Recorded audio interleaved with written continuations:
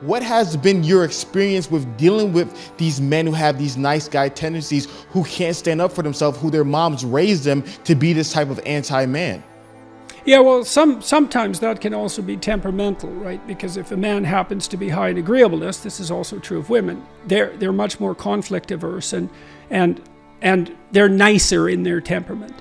So if you get an agreeable boy, let's say, who also has a doting mother, then you might have that problem. There's other ways of having that problem, but that's one way.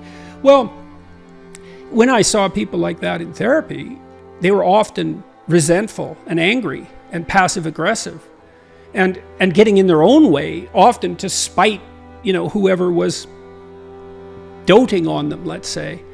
And so the first thing I would do is listen to why they were there, and then start to unpack that anger, and then start to work with the individual to figure out how to voice that. You have to separate out what's old history and useless, and what's just narcissism and infantilism from genuine concerns. But if you listen to people, they will sort that out for themselves.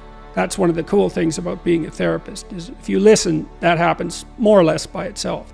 And then as a behavioral psychologist, maybe someone like that would need a raise, but would be afraid to ask their boss. Well, we just practice that.